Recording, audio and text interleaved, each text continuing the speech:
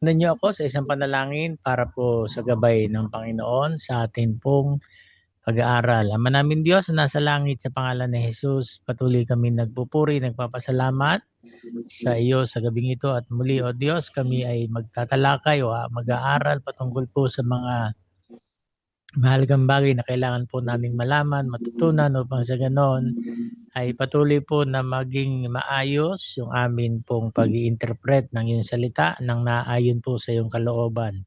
Hayaan mo na yung Banal na Espiritu pa rin ang malayang kumilos upang magbigay ng kaunawaan sa bawat isa at amin pong tunay nga na maliwanagan yung amin pong kaisipan sa aming pong pag-aaralan at lahat ng ito, Panginoon, ay tinitiwala po namin sa iyo sa kalwalatian ng iyong dakilang pangalan, sa pangalan ni Jesus. Amen. Okay, sige po, nakita na po ninyo yung atin pong lesson o topic sa gabing ito. Ano? The kinds of literature found in the Bible. Interpreting the scripture according to genre. Siyempre, bago po natin tignan yung mga literature na matatagpuan po natin sa Biblia, so kukuhanin muna natin yung kahulugan ng literature at ng tinatawag ni genre. So, genre po yung pronounce dyan. Akala ko po noon, genre. Genre po pala. Okay, so tingnan muna natin yung atin pong lesson objective. Siyempre, para ma-define o mabigyan natin ng kahulugan, ano nga pa talaga ibig sabihin ng literature? Sa tinagalog po natin yan is literatura. Okay, so mamaya malalaman po natin ang ibig sabihin yan in a biblical and general context. Kasi meron tayo sa English literature na iba't ibang klase ng styles o form or types ng pagko-communicate, ano ho? Kaya lamang iba po yung sa biblical context. Kasi sa English literature po natin, merong tinatawag na fictional o yung tinatawag na somewhat katang-isip lamang po ito sa Tagalog. Ano? So may paliwanag po natin yung kahalagahan ng genre pagdating sa tamang pag-i-interpret. So identify different literary genres sa Biblia. Apply genre awareness when interpreting selected Bible passages. Okay, so mga ilang meetings na lang po siguro, mag-aaral po tayo ng pagdating sa theory. So sa mga susunod po na atin pong pag-aaral, siguro po mga more on activities na lamang po tayo. Meron man po siguro theory, sasamahan na rin natin ang tinatawag na activities. Okay? So, tignan po na natin yung ibig sabihin ng literature. Vocabulary study muna tayo, no? Kasi importante po yan. Sabi pong ganyan, ng literature ay tumutukoy sa nakasulat o binibigkas na nagawa na naghahayag ng idea, stories, emotions, or teachings in a meaningful and artistic way. Ibig sabihin, ang key ideas po natin dito, siya po ay nagtatalastas. Ibig sabihin na nagtatalastas. Pag sinabing communication, di po ba two-way? May nagsasalita, may nakikinig. Kaya lamang dito po sa pag-aaralan po natin, siyempre, yung atin pong tinatalakay kung paano tayo mag-i-interpret ng tama o ng maayos ng salita ng Diyos. Kaya yung atin pong inaaral na literature, kung di po ako nagkakamali, Balarila nga ba yung Tagalog nito? Nakalimutan ko na yung akin. No? So, Balarila nga ba o whatever. So, ito po ay naghahayag ng katotohanan, ng experience or imagination. Ano? This is the English meaning ng tinatawag na literature. Kasi sa Bible interpretation, there's no such thing as imagination dahil kasi yun ay talagang mga pangyayari at yun po ay salita ng Diyos. Okay, so another key idea ng literature, it can be written, halimbawa yung mga libro, and then yung mga poems. Do binibigkas po yung mga poems, pero siyempre, yan po ay nakasulat din. Ano? Kasi mahirap pong panatiliin sa isip lamang po natin kung hindi po natin yan isusulat. O kaya naman pag sinabing oral, yung binibigkas, winiwika o sinasabi. Katulad ng istorya o mga istorya at mga talumpati. Kadalasan gumagamit ito ng language creatively. So hindi lamang basta gumagamit ng lengguwahe o hindi lamang basta gumagamit ng simple o payak, pero ito po ay creatively, ibig sabihin imagery, symbolism, and storytelling. So ang simple definition po ng literature is any form of meaningful expression through words. Kaya yung tinatawag na music, pwede natin maituturing na literature po yan. Kasi yan po ay naghahayag ng emosyon, ng damdamin o ng idea. Kaya minsan parang tayo po kasing mga karamihan po sa ating mga Pilipino, basta narinig na po natin kahit na hindi po alam yung totoong istorya, talagang yun po ay yayakapin ng gusto. Ano? Halimbawa, yung Dancing with My Father. Ano? So yan po ay istorya na yung tatay ay namatay. Okay. Kaya kung yan po magiging theme song tinatawag ng mga kabataan, so dapat alamin muna nila yung tinatawag na istorya. At ang istorya na yan, ang higit na naapektuhan, hindi po yung anak. Okay? Kundi yung nanay, yung asawa. So, nakuha po natin. So that is literature. Nag-i-express ng idea or ng emotions at nagtuturo siya ng tinatawag na meaningful and sa pamamagitan ng artistic way. So inilabas po nung yung damdamin po nung hindi po nung kumanta, nung magulang, nung bata, doon po sa tinatawag na Dancing with My Father. Ano? Okay. Anyway, sa pang-araw-araw po nating buhay, dapat na-apply po natin ang tinatawag na hermeneutics. Okay, kasi parang sa ganon, mapag-aralan po natin kung ano nga ba yung mga bagay na dapat nating malaman o dapat nating matutunan. Kaya kung i-apply nyo yung hermeneutics na nangyayari ngayon, paano nyo kaya ito may interpret? Okay? So yung tinatawag na bigla na naman tumaas po yung mga petrolyo. Okay? So biglang bababa, tataas. So how do we interpret yung mga nangyayari po? Hindi lamang sa Pilipinas, global po yan. Ano? Global crisis po yan. Okay, so kuhanin natin yung ibig sabihin ng tinatawag na saglit lang tama. Okay, nagdoble lang. Any form of meaningful. So, nagdoble lamang po siya. So, example po ng tinatawag na literature is nobela na nagsasabi ng istorya o kasaysayan, tula na naghahayag ng damdamin, pero ang Biblia ay nagko-communicate ng mensahe ng Diyos sa pamamagitan ng iba't ibang form or yung tinatawag na genre. Literary styles po yan, sa madalit sabi. O kaya naman literary form, yung genre. Tumutukoy sa tipo o kategorya ng literature na kabase sa style, sa content, at yung tinatawag na purpose. Halimbawa, yung tula. Sa palagay po niyo, what's the purpose ng tula? Yung content niya at yung style na ito sa patula. Okay, sabi po nila yung mga kanta, una po yan ay tula, yung kanyang lyrics o yung kanyang content. So naging kanta lang po siya nung nilapatan nito ng musika. But still, literature pa rin siya. Tama, kasi nag-express ito ng idea at ng tinatawag na emosyon. Nakuha po natin? Okay. So, yung po mga pamilyar sa mga nauna nating mga tinaguriang jukebox queen, katulad po ni Imelda Papin. Si Imelda Papin po, hindi ko pa nakitang kumanta yan, hindi po umiiyak.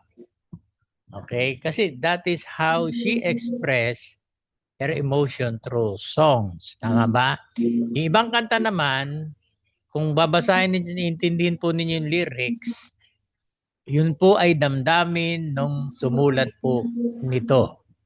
So hindi po ito katang-isip lang, kundi yan po ay experience o damdamin po nung sumulat. Parang ganito po yan.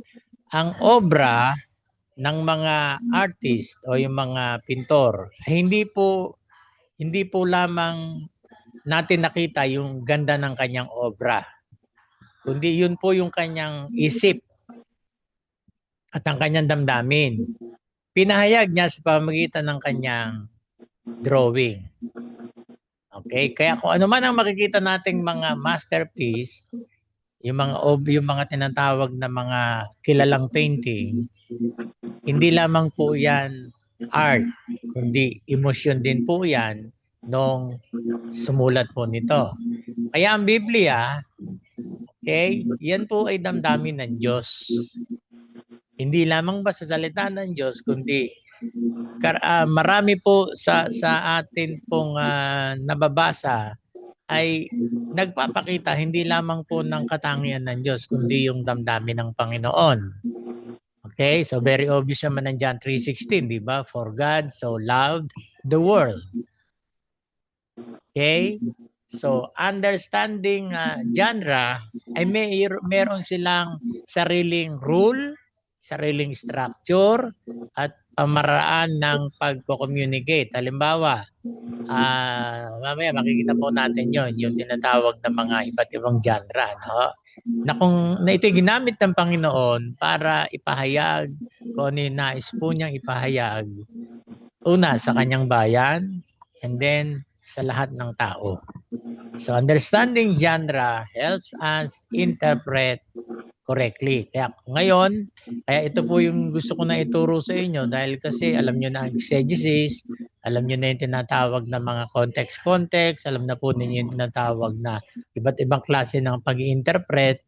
Okay, at least ngayon, alam na po ninyo, lalong-lalo na po yung mga nagpipreach na, nagtuturo, o yung mga leaders, dapat alam na po ninyo yung tinatawag na iba't ibang klase ng genre o literary styles, okay, yung estilo ng pagsusulat sa Biblia, nang sa ganon, kapag gagawa kayo ng teaching, ng preaching, at least alam nyo na ngayon i-categorize kung anong klaseng genre yung inyong i-interpret. So, ibig sabihin, ngayon tuwing gagawa kayo ng teaching or ng preaching lesson, okay, always think genre, literary style. Okay, kung nasanay po kayo ng basta-basta na lamang po tayong nag-i-interpret, this time, para mas lalo nating maintindihan ng maayos at tama ang interpretasyon natin, so we always think first of genre or literary styles. Okay, o estilo na lamang ng pagkakasulat para hindi po kayo mahirapan. Ano? So, genre is a classification of literature into different types. So, nakita po natin, ano ha?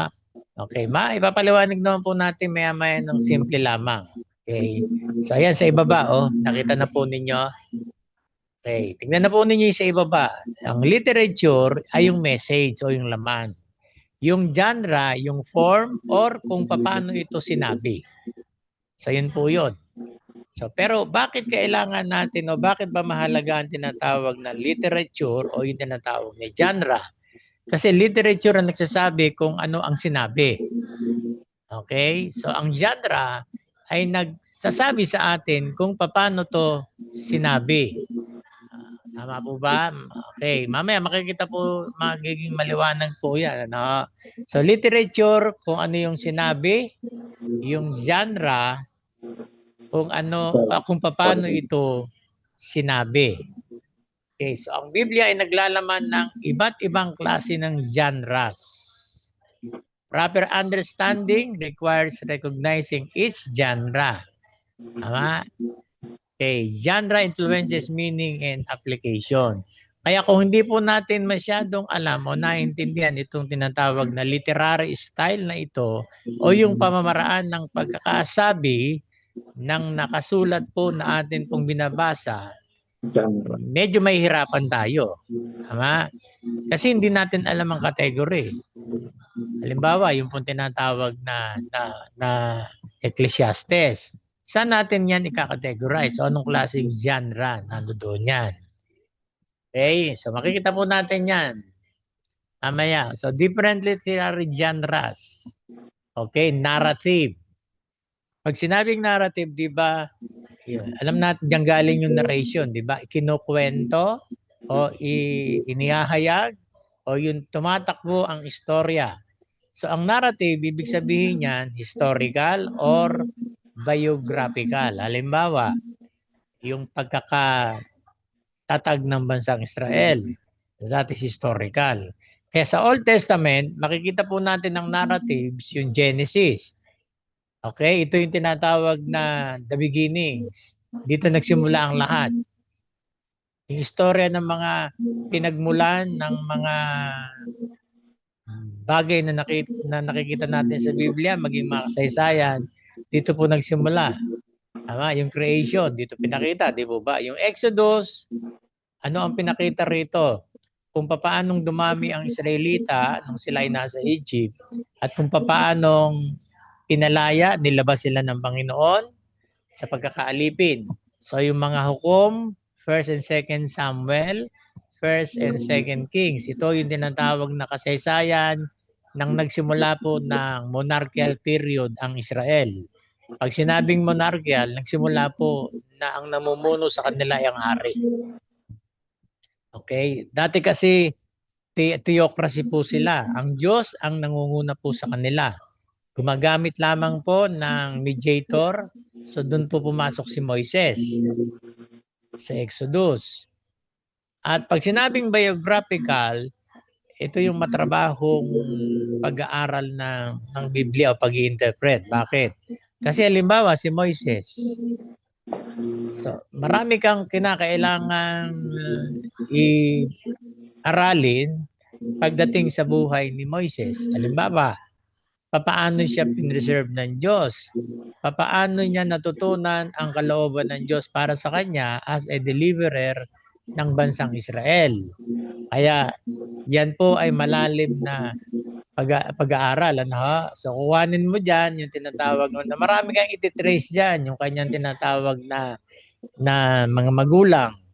Okay, pero kung gusto mo lamang na yung pagkakatawag sa kanya, magdidepende ka lamang dun sa paano siya pinreserve para sa calling niya at paano niyang nalaman ang calling niya sa Panginoon. Tama? Okay, nakita natin sa Exodus nung sa burning bush, di ba? Nung tinawag na siya para dun sa kalooban ng Diyos para sa kanya.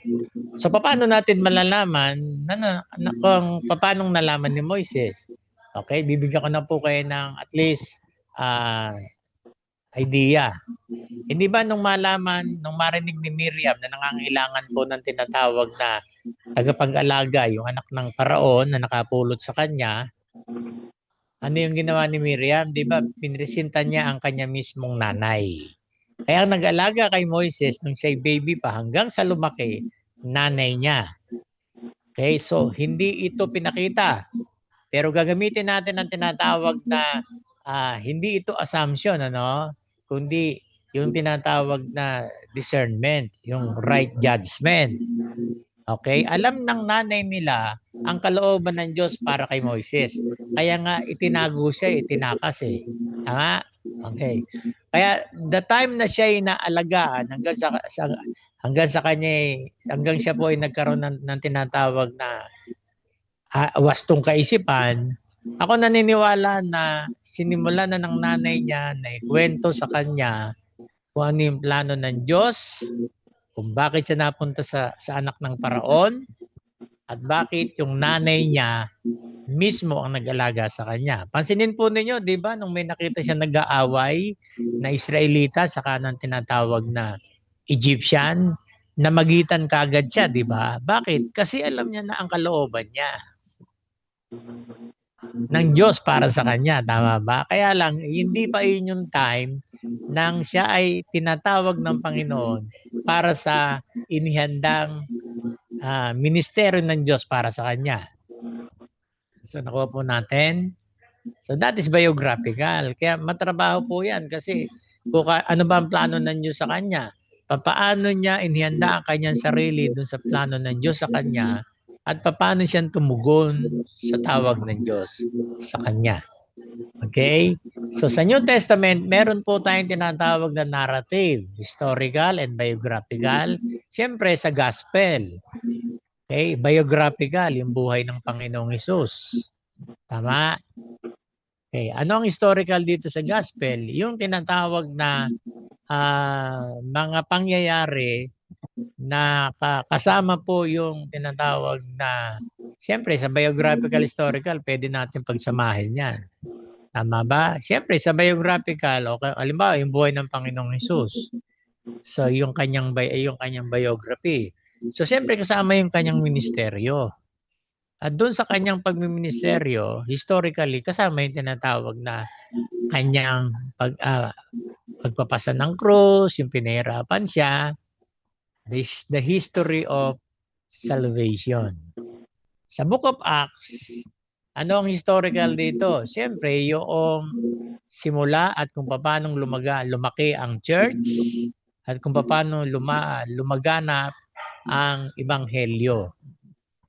Okay, so ang meaning po at description natin pagdating sa narrative, ito ay nagsasabi ng istorya ng ginawa ng Diyos sa kasaysayan sa pamamagitan ng individuals at ng nations. Kanina habang papunta po ako ng school, susundin si Pastora. Sa DCAS, ang tinatalakay po ay yung Chronicles. Ang Chronicles po kasi ay ang census or yung tinatawag na tinrace po dito yung iba't ibang lahi, iba't ibang angkan ng Israel. Nabanggit po nung nagtuturo kanina sa DZAS, nakatrace dito kung saan nanggaling ang ating Panginoong Hesus. O siyempre, from the tribe of Judah. Okay, galing siya sa lahi ni Haring David. Kaya kung titingnan po natin, nung ang Panginoong Hesus ay nagkatawan tao, so kanununuan po niya si Haring David. Okay? So that is God's actions in history or yung kasaysayan na dumaloy sa pamamagitan ng individuals at ng tinatawag na mga nations. Tandaan po ninyo, hindi pinakatampok po ang bansang Israel sa kasaysayan po sa Old Testament. Pero ang Diyos ay meron ding mga pagkakataon na He deals with different nations. Okay, hindi po lahat ng mga propeta ay sinugo sa Huda o sa Israel. Meron pong sinugo sa ibang nasyon, katulad po ni Jonas. Siya po'y sinugo sa Ninibe. Tama po ba? Or alongside sa pagkakasugo sa kanila sa bansang Israel, okay, kasama rin po yung ibang nasyon. Tama? So, sa kasaysayan po ng Israel, hindi natin po pwedeng ialis ang Babylonia. Okay? And then yung Persia. Tama? Kaya kung ititrace po natin yung nangyayari ngayon na krisis sa Middle East at mga darating pang krisis, dito po nagsimula yan. Okay? Paano ko pong nasabi? Ang Persia, yan po yung modern Iran. Tama? Yung pong tinatawag na Babylonia, yun po yung, sabi ng maraming Bible scholars, yung Iraq. Kaya kung sa halimbawa magkakaroon po ng tinatawag na kaguluhan sa Middle East, pansinin po ninyo, minsan hindi naman talaga direktang kasama ang Israel. Sinasama lang nila. So hindi na bago yun. Kasi historically speaking, nagsimula yun sa Old Testament. So nakuha po natin. Okay. Kaya hindi na tayo dapat nagtataka kung bakit nagkakaroon ng tinatawag na na hidwaan sa tinatawag na Middle East. Pero hindi niyo napapansin ang Saudi Arabia sa Israel, ewan ko lang wala pa akong natatandaan, correct me if I'm wrong, na direktang involved silang dalawa na silang dalawa mismo ang nag-aaway. Okay? Wala akong alam. Ang alam ko lang kasi lagi silang sinasabi.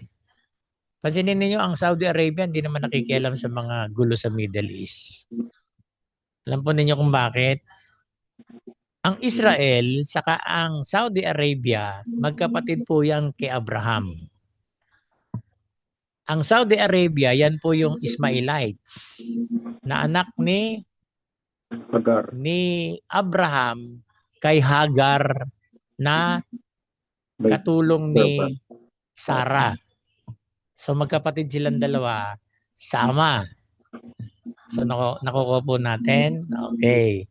Kaya we will trace everything na nangyayari sa Middle East o sa lugar ng, kasi pag sinabing Middle East, akala niyo ba Saudi Arabia lang? Hindi po.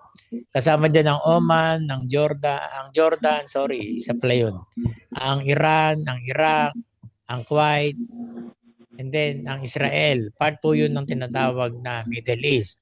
Dahil po ang buong lupang pangako ay ang buong Middle East.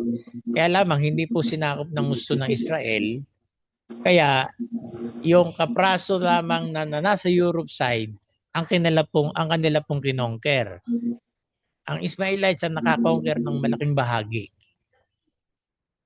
Kaya ngayon, yung mga hindi nila tinaboy, na pinatataboy ng Diyos sa kanila, yun na nagtataboy sa kanila ngayon. Yung mga bansa na yan. Sa Middle East, napilit sila ginigera. So yan po yung mga hindi nila itinaboy during the time ng conquest nung sila pumasok sa lupang pangako. That is part of a narrative story. Kinunek ko na lamang po sa modern age. Pero kung talagang gagamitin ninyo ang narrative, lalong-lalo ng istorya ng Israel pertaining to other nations, marami pa po kayong pwedeng makita at matutunan. Okay? At alam ko naman na hindi ninyo pipiliin na ito gamitin. Siguro for knowledge purposes, ay aaralin po ninyo to, ano? Pero pagdating sa preaching, sa palagay ko hindi. Sa teaching pwede. Sa teaching, pwede pong gamitin ang narrative. Pwede rin gumamit ng narrative sa preaching, kaya lamang medyo kukuha ka lang ng mga main headings or main ideas para i-deliver mo as a message. Pero pagdating sa preaching or sa teaching, mas maganda po ang narratives. Okay? So, paano ba ini-inter ang approach dito? So, siyempre, understand the historical and cultural background. Kaya kung kuhanin po natin ang Exodus, so ano ba ang historical and cultural background nito? Siyempre, historically, nung sila po'y lumaya na sa Egypt. Okay, so identify the theological message behind the events. Halimbawa, doon sa tinatawag na paghati sa dagat. Actually, hindi naman Red Sea yun eh. Sea of Reeds. Sea of Reeds. R-E-E-D hindi ko lang alam kung bakit tinawag na Red Sea. Okay? So whatever they call, so ano ang theological message dito sa pagkakahati? Okay? So ano ang kaibahan dapat nating tignan yung tinatawag na descriptive passages? Ano ba ang nangyari? And prescriptive passages. What should be done? Hindi po lahat ng dinescribe ay pinrescribe. Ibig sabihin, hindi lahat ng kilos o gawa during the Old Testament or even sa New Testament ay utos. Pinakita lang ito para may matutunan po tayo, pero hindi po ito prescriptive. Pag sinabing prescriptive, kukuhanin natin yung absolute truth dito or yung timeless truth na pwede nating i-apply sa panahon natin. Kaya nga, if yung literal na sinabi ay para sa Israel, so hindi ito para sa atin. Para sa kanila lang yon. Huwag nating lagyan ng spiritual meaning. Okay? Diyan nagkakaroon ng problema ang marami. Nila halos lahat nilalagyan ng spiritual meaning. If it is literal, leave it as literal. Ngayon, ano ba ang meron bang katotohanang nakapaloob dito na timeless? So yun ang kukunin natin. Hindi yung literal na sinabi. Tama? Okay. So, ano ang nangyari? Pinakita. Parang ganito po yan. Pinakita ng Biblia kung ano yung mali. Pero hindi tinuturo ng Biblia na gawin yung mali. Pinakita lang ng Biblia yung mali. Tama? Iba yung sinasabi ng Biblia o iba yung pinakikita ng Biblia sa tinuturo po ng Biblia. So yan po yung kaibahan ng descriptive. Ano nga ba ang nangyari? Prescriptive passages, ano ba ang kailangan gawin? Okay? So tandaan po ninyo hindi lahat ng pangyayari po doon as is ay nakaprescribe na gagawin din natin. Unless, merong tinatawag na timeless truth. Ngayon, kung yung literal na yun ay talagang or unless na lang tinuro ng Panginoon, so pwede nating anuhin. Pwede nating i-apply. Kaya lamang, hindi yung kung paano sinabi. So, nasusundan po natin? Okay.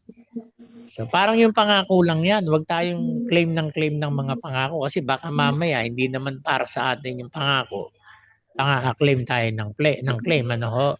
Ang titingnan po natin dito, yung katapatan ng Diyos na nangako. Hindi yung pangako mismo.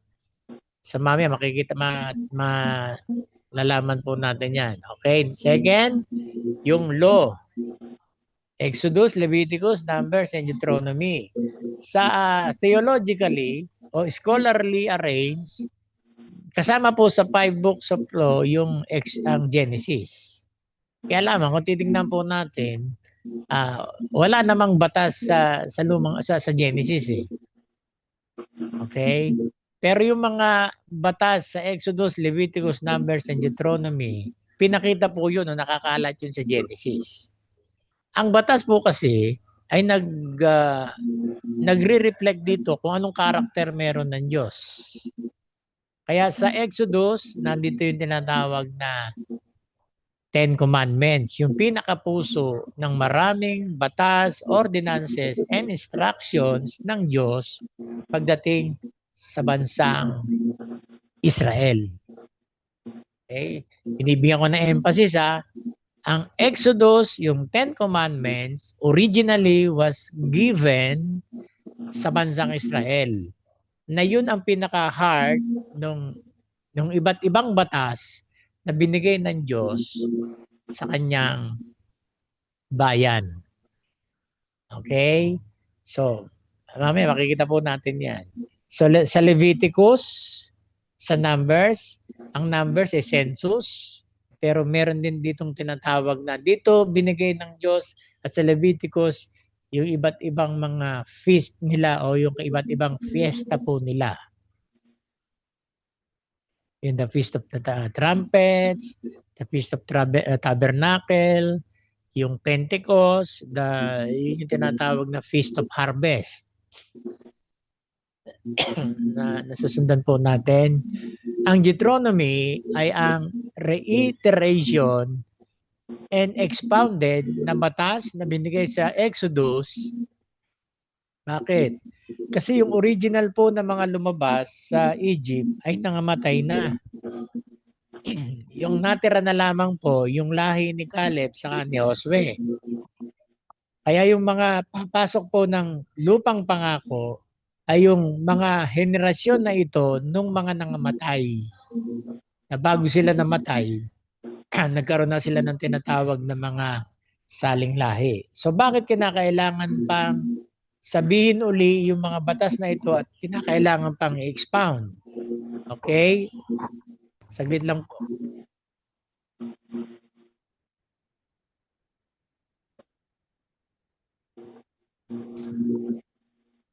Kasi hindi narinig nung generation na yun na papasok yung batas na binigay sa Exodus. Okay? At ipinaliwanag na ni Moises dun sa henerasyon na papasok doon. So, nasusundan po natin. So, ibig sabihin po, description po nito, ang books of law ay naglalaman ng commandments ng Diyos, instruction ng Diyos at legal codes ng Diyos para sa kanyang bansa. Yung bansang Israel.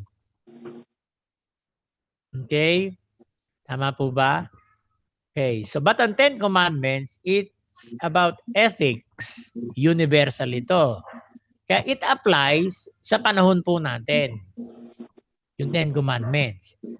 At inulit po ito ni Pablo sa kanyang sulat, lalong-lalo na yung honor your father and your mother. Ano ang sabi ng Panginoong Hesus? Na sum up sa dalawa ang Ten Commandments. Love the Lord your God with all your heart, with all your soul, with all your strength. And the second one is like it. Ang emphasis ng second greatest commandment is yung like it. Ano yon? Love your neighbor with all your heart, with all your mind, with all your soul. Kasi sabing ganyan, like it, katulad ng first and greatest commandments. So nakuha po natin. Kaya binding ang Ten Commandments. Pero yung ibang mga legal law, pagdating sa na binigay po sa Exodus sa Deuteronomy, para sa Israel lang yun. Kaya sabi nga niya no, sa interpretation tip, understand historical and covenantal context. Kasi pag sinabing covenantal context, may covenant ang Diyos para sa bansang Israel lang. Okay? Kaya nga kinakailangan nating interpret eh. Sa covenantal na ito, meron ba tayong claim? Tama? Okay, so lagi po sinasabi sa inyo, when it comes to covenant and promise, pag nating basta-basta i-claim. Okay, kung yan ay literal para sa Israel lang, ang kukuhanin natin dyan, yung tinatawag na timeless truth. Pag sinabing timeless truth, it applies to all generation and different kind of nations or people. Hindi lang basta sa Israel. Pag sinabing timeless truth. Okay? O yung universal truth. So dapat tignan natin sa batas na atin pong aaralin yung historical and covenantal context. Kasi baka mostly, hindi pala baka, mostly ng Old Testament, lalong-lalo na sa Exodus, Leviticus, Numbers, and Deuteronomy, yan po ay para lamang sa bansang Israel. Okay, nakuha po natin. So, that's why we need to interpret para ma-discover natin alin yung para sa atin o ano yung tinatawag na meaning nito that will apply sa atin. Hindi po lahat ng mababasa natin literally sa Old Testament ay kaagad nating i-apply o i-claim sa panahon natin. Kasi pag sinabing literal, 'di ba ang bansang ang Jewish interpretation, they take the scripture literally, kaya ang kanilang tinatawag na interpretation dito is literal, which is mostly literal naman talaga. Okay? So, interpretative approach, clarify the laws into, meron kasing tinatawag na moral law. Sinabi ko po kanina, universal ethics.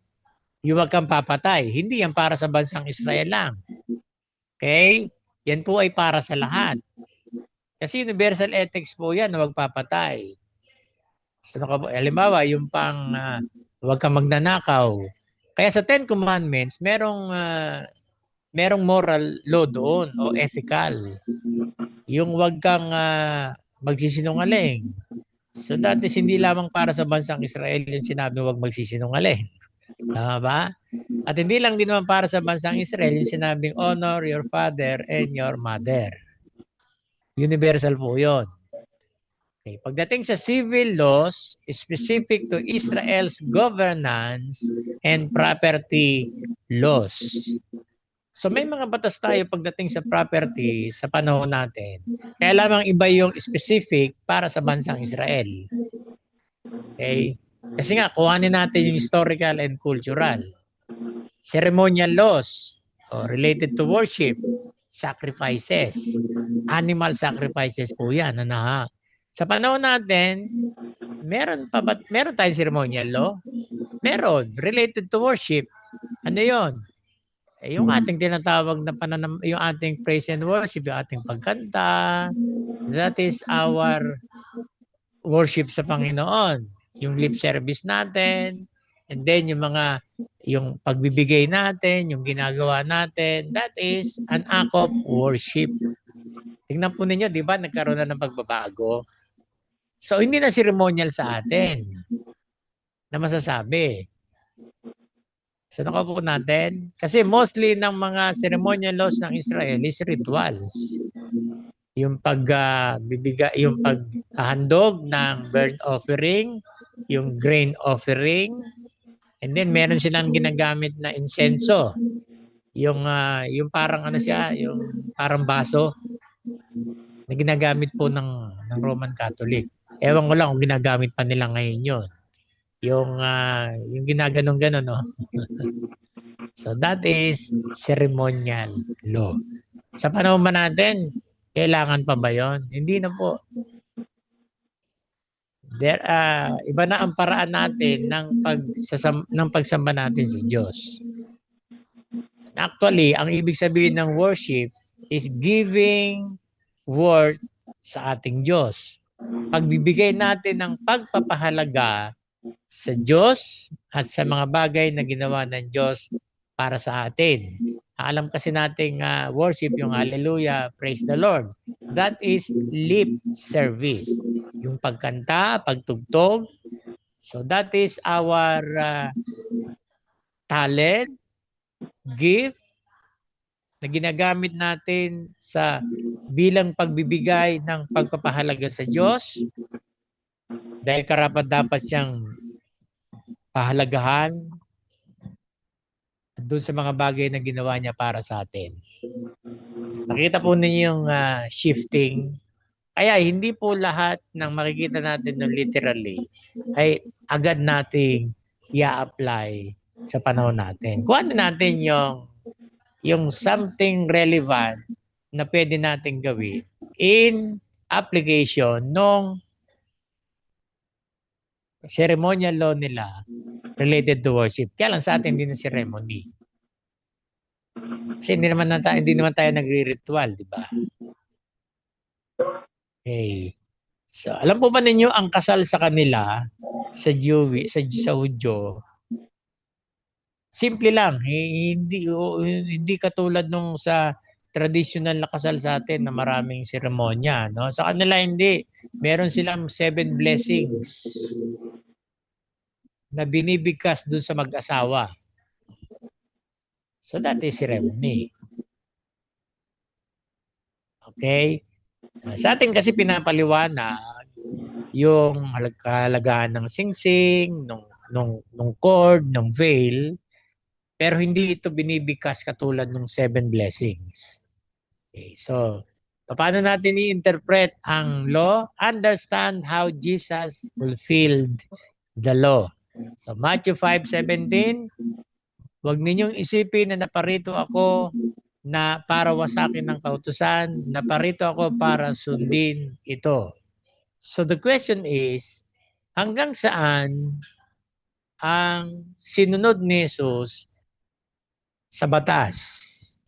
Up to what extent did Jesus fulfilled the law? Lahat ba o meron lamang na yun ay na-fulfill niya, okay, para sa atin? So nakupo ninyo? Okay.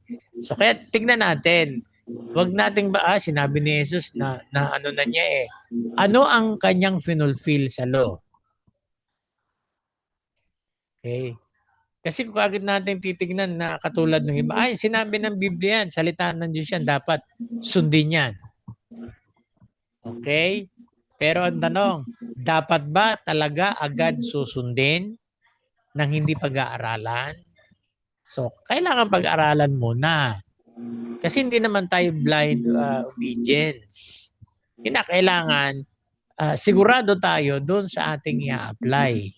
Kung ano yung sinabi ng Biblia, kung paano ito gawin, gano'n natin gagawin. Hindi yung kung gusto natin o hindi. Kasi ibang Kristiyano namimili, pinipili lang nila eh. Meron silang tinatawag na pamimili ng pagsunod. Sa po natin?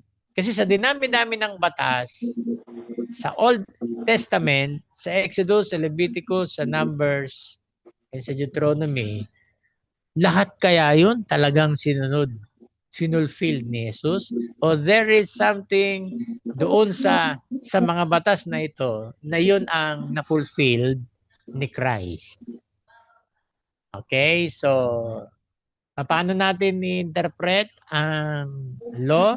Apply the moral principles today while recognizing the context of the covenant. Yung moral principle, di ba? Okay, literally, nakita natin. So, ano yung moral principle na nakapaloob dito sa salita na nakita natin sa Old Testament na pwede nating i-apply sa panahon natin? Okay? So, tama po, dapat sundin ang tinatawag na kung ano yung sinasabi ng Biblia. Pero dapat unawain muna natin, intindihin muna natin para hindi tayo magkamali ng paggawa o pagsunod. Okay? So alam po ninyo yung interpretation ng ibang reliyon sa I will build my church. Ang kalooban daw ng Diyos ay magpatayo ng maraming kapilya kasi I will build my church. Tama ba? Okay? So that is giving their own ideas. Eisegesis yun, hindi exegesis. Hindi po kapilya yung sinabi ni Jesus na I will build my church. Kasi ang church hindi po building. Yun po ay ecclesia, the called out ones. Ang ibig sabihin po ng ecclesia ay mga tinawag. So, tinatawag ba ang building? Sino ang tinatawag?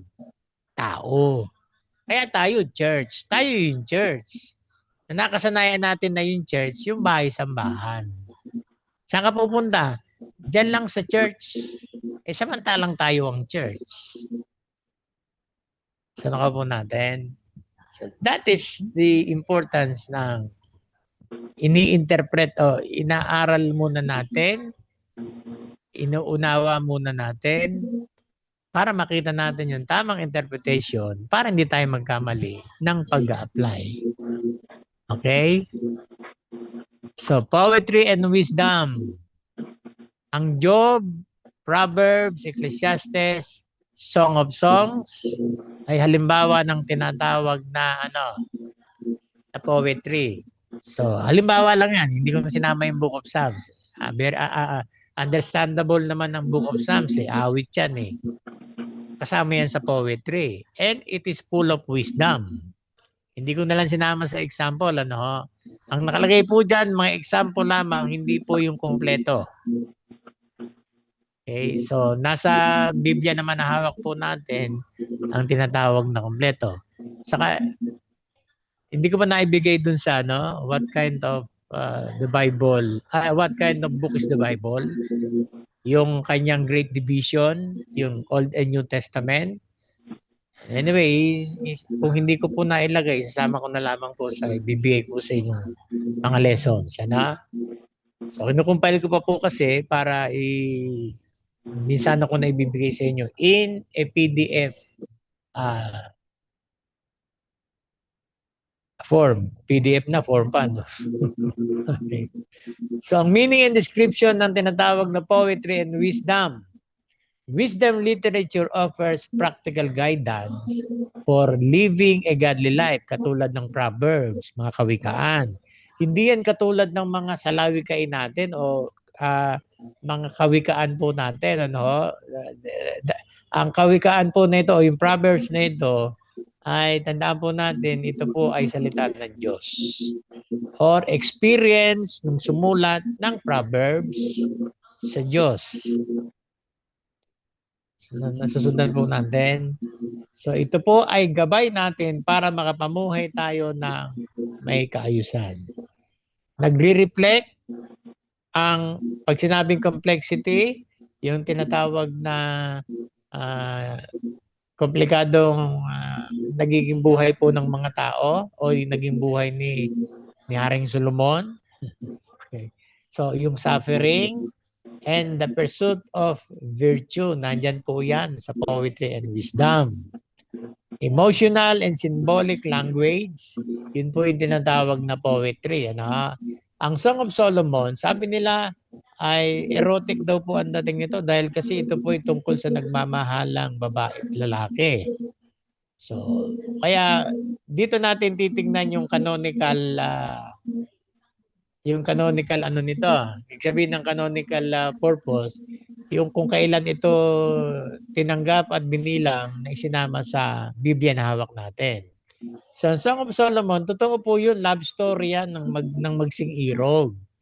Pero pinapakita nito, sa pamagitan po nito, yung pagmamahal ng Diyos sa Israel. Kung paano minamahal ng lalaki doon sa Song of Solomon, yung kanyang iniirog o yung babae, ayun ang reflection kung paano mahal ng Diyos ang Israel. And extend ang love na iyon ang sanlibutan. Ang Israel, dahil kasi chosen nation niya, ito ay itinatag sa pamamagitan ng pangalan ng Diyos. Kaya dala-dala ng Israel ang pangalan ng Diyos. So nakuha po natin. Pero in-extend ang love na ito sa pamamagitan ni Jesus, John 3:16. Okay? So kaya tayo mga mananampalataya, dala-dala natin ang pangalan ni Jesus. Christian tayo. Christ.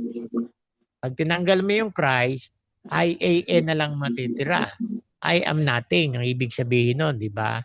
Yan ay binigay lamang na kahulugan sa panahon po natin, which is totoo naman. Kung wala si Kristo, wala tayo. Balo wala. Okay? So ang Book of Psalms, ang punong-puno ng emosyon. Yung mga emosyon ni Haring David at ng ibang mga kinikilalang author po ng tinatawag na na Book of Psalms. Kasi marami po yan. Hindi yan minsan lang isinulat. Yan po isinulat ni Haring David, karamihan, pagka siya po ay nasa kuweba, nasa ilang, pag siya tinutugis ng kanyang kaaway, at nung tinugis din siya ng kanyang anak na si Absalom para patayin, nung kinuha sa kanya yung kingdom, di ba? So, yun po ay kinonfine lamang. Iinipon lamang po yun into one book na tawag ay Book of Psalms. That is David's emotions, devotion para sa Diyos. Kaya it is a relief kapag halimbawa, sabi niya, Pastor, hindi ako makapanalangin dahil kasi masama po yung loob ko. Yun nga yung masarap manalangin, masama ang loob mo. Tingnan niyo si Haring David, di ba? Masama ang loob niya, nananalangin sa Diyos. Panginoon, hanggang kailan ba ako tutugisin ang aking kaaway? Di ba nagsusumbong siya sa Diyos? Eh, mostly tayo, naghahanap tayo ng tinatawag na mag-encourage sa atin, di ba? Eh, paano kung wala talaga? Si Haring David, in-encourage niya yung sarili niya. Bakit ka nalulungkot, aking kaluluwa? Magtiwala ka sa Diyos. Oh. Wala tayong excuse. Si Haring David, nagawa niya yon. Masama ang loob niya, nakakapanalangin siya. Actually, masama ang loob niya, nakakasamba siya ng maayos sa Diyos. Nanlulupaypay siya, nadidiscourage siya. In-encourage niya yung sarili niya. Sa nakuha po natin. Kaya nga sinulat ang Biblia para sa kapakinabangan po natin. Eh, kung isa-summarize natin, bakit sinulat ang Biblia, yung 2 Timothy 3:16. Sa nakuha po ninyo? Okay. Doon tinutukoy po ni Apostol Pablo sa 2 Timothy 3:16, yung Old Testament. Okay. Pero makikita natin sa buhay ni Haring David. Hindi natin makikita sa buhay ng mga naging alagad ng Panginoon yon, maliban po kay Apostol Pablo. Just imagine, sinabi niya sa mga taga-Pilipos, rejoice in the Lord always. And again, I say rejoice. Eh nakakulong siya. Malapit na siyang mamatay. Papatayin na siya. Pero nasabi pa rin niya, maggala kayo. Nakukuha po natin. Okay. Sa interpretative approach sa poetry, identify poetic devices. Pag sinabi yung parallelism, hindi po inuulit lamang ang idea, kundi ini-enforce o ini-empower niya. Halimbawa, yung pong tinatawag na, though hindi ito poetry, yung tayo po ay create according to the image and likeness of God. Sa iba, ang sabi nila, dalawa ang ibig sabihin nito. Nakuha po natin. Pero kung titingnan po natin, we are created according to the image and likeness of God. So no added meaning yung likeness. In-empower lang niya yung image.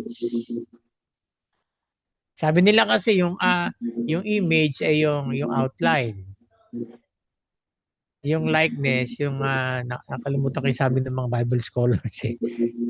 Huwag po kasi kayo masyadong magpapapaniwala din agad sa mga Bible scholars dahil kasi ibang Bible scholars ay hindi po pareho po natin. Iba po kasi reform. Kaya dapat magiging maingat din po kayo. Tingnan na lamang po ninyo kung ano yung tama na yung sinasabi po nila. Pero pagka medyo alanganin po kayo, huwag ninyo susundin. Okay. Kasi that is their own opinion and their own idea. So tingnan po ninyo kung halos karamihan ganun ang sinasabi. So pwede nating sabihin tama yun. Pero kung siya lang ang nagsasabi noon, yung iba taliwas. Okay? So mahirap po natin pagkatiwalaan yon. Okay? Parallelism. Alam naman ibig sabihin ng parallel, di ba? Di ba ganyan yung parallel o yung parang tinatawag na adjacent pala yun, sorry. Yung inulit siya but no added meaning, but inano lang po ito, binigyan lamang ng tinatawag na added emphasis or added values.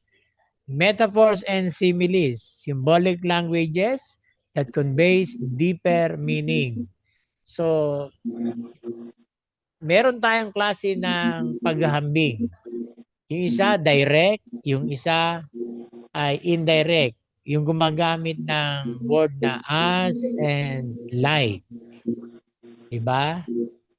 So yung pong you are the light and salt of the world tayo, yun po ay direct comparison or description. Bakit? Wala kasing like or as.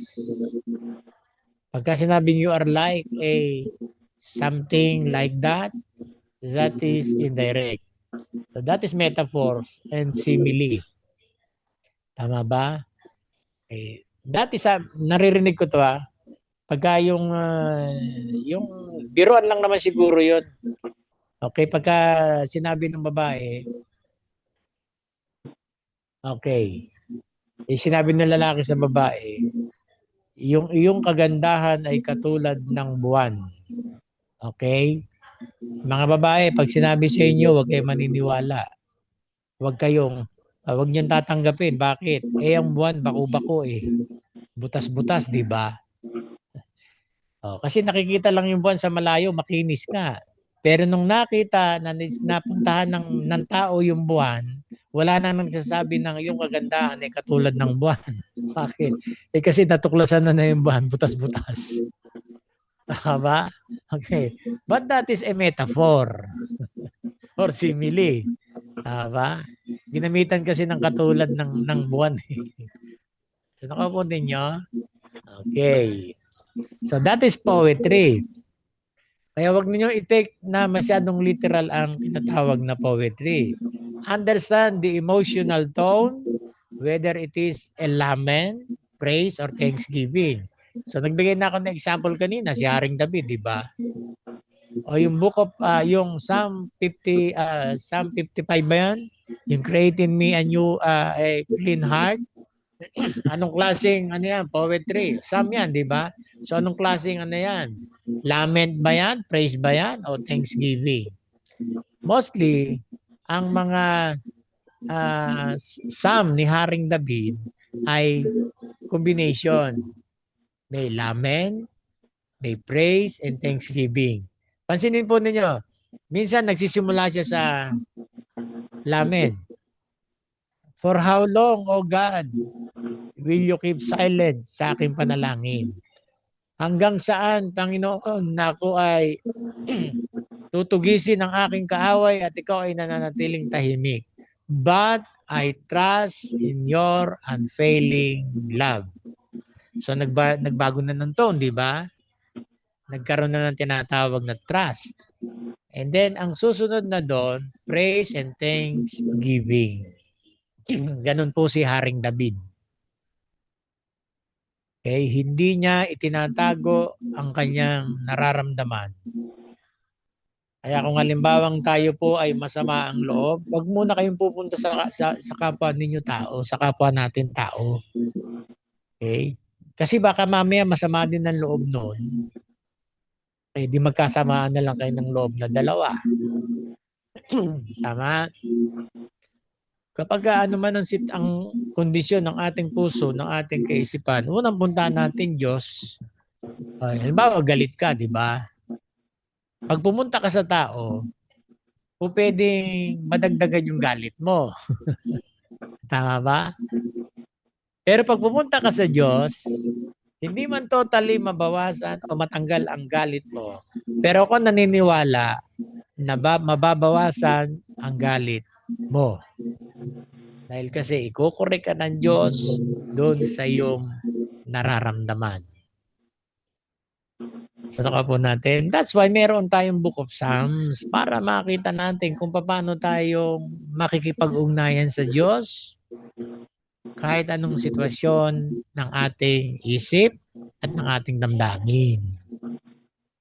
Di ba? Wag yung pagkamasamaan loob, di aaten. O kaya pag natitisod, di aaten. Punta sa Diyos para kahit anong nararamdaman natin, magbabago yan. Okay? So medyo ano na natin dahil kasi mag-aalas 9 na pala. Okay, anyway, ano naman tayong nagsimula eh. So sa wisdom naman tayo, understand Hebrew poetry and parallelism.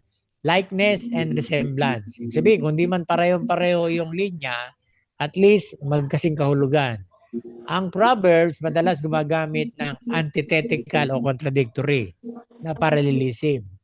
The wise inherit honor, but fool gets only shame.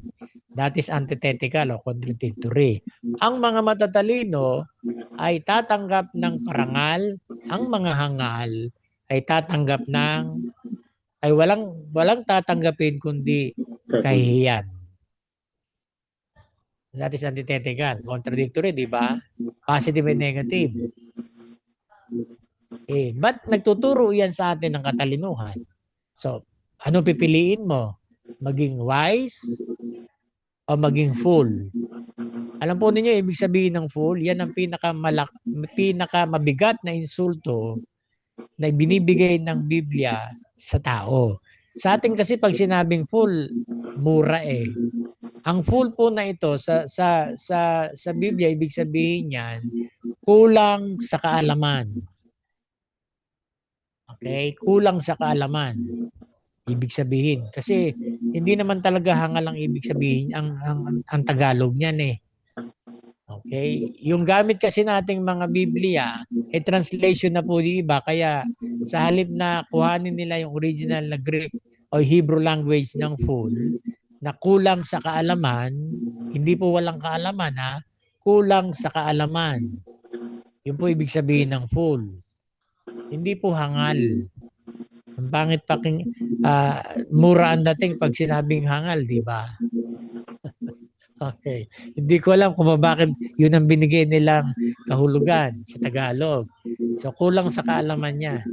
Pag sinabing wise naman, matalas. Ibig sabihin, yung kanyang pinag-aralan, yung kanyang natutunan, ina-apply. Okay? Kaya nga 'di ba sabi ng Biblia, ang matalinong tao ay patuloy na nag-aaral. Ang hangal na tao, ang kulang sa kaalaman na tao, ay kontento na sa kanyang nalalaman. Sinabi po ng Biblia yun. Okay? So, dapat nating i-realize na ang wisdom saying ay general truth, not absolute promises. Yun po ay katotohanan, pero hindi pangako. Kaya yung tinatawag na Proverbs 3 verse 5 to 6 na ano yung palasak na palasak yan, di ba? Huwag kayong manangan sa sarili, kay Yahweh ka magtiwala. Huwag sa sarili mong kaalaman. Sa lahat ng iyong plano, sa lahat ng iyong lakad, kilalanin si Yahweh at ikaw ay magtatagumpay. It doesn't guarantee success every time. Kasi it is not a promise. It is a general truth.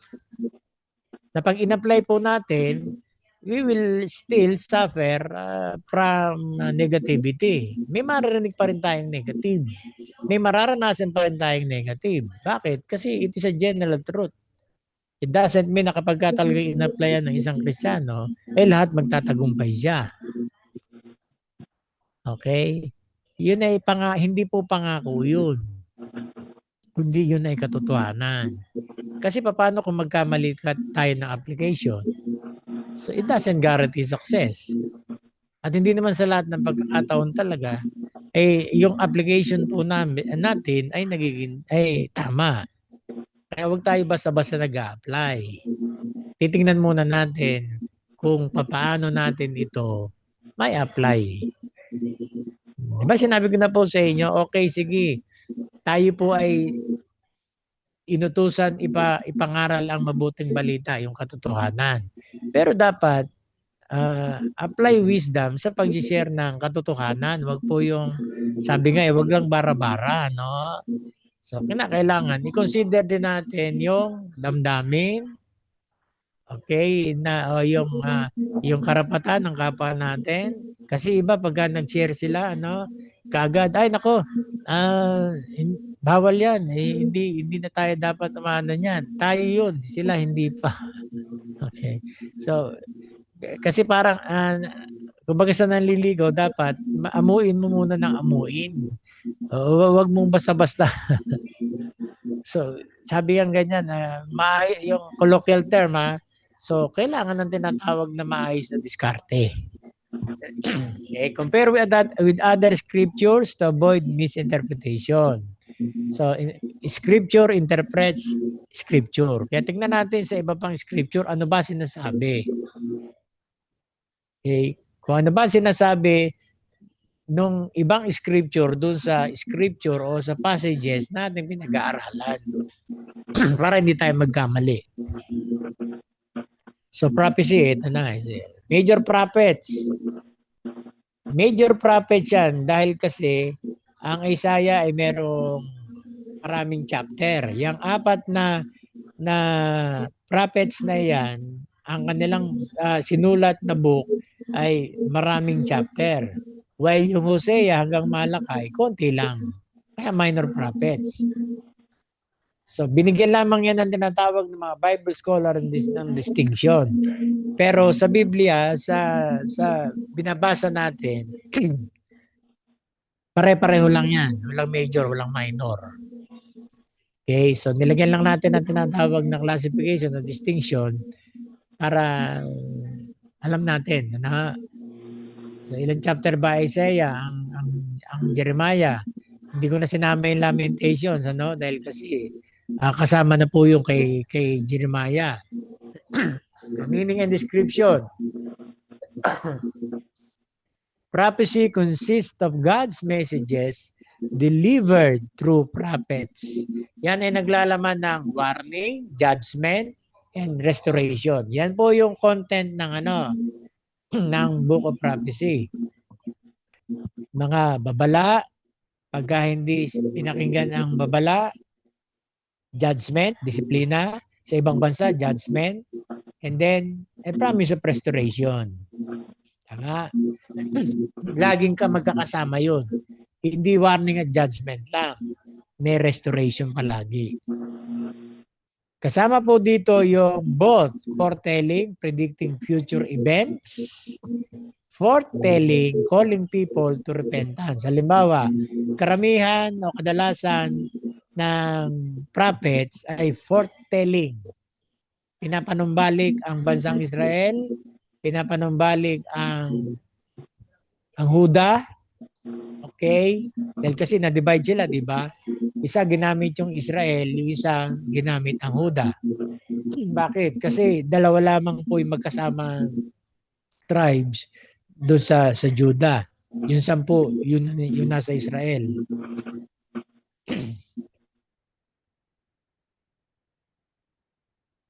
Okay. Paano natin ito approach?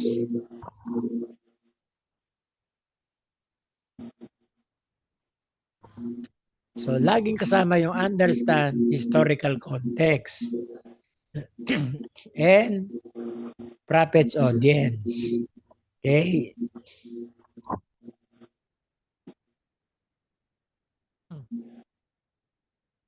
Sino ang audience ni Isaiah? Israel ba o Huda? Ang Jeremiah, ang Judah at Israel ang kausap dito. Mahalaga yun. Okay? Importante po yun dahil kasi yung authorial intent.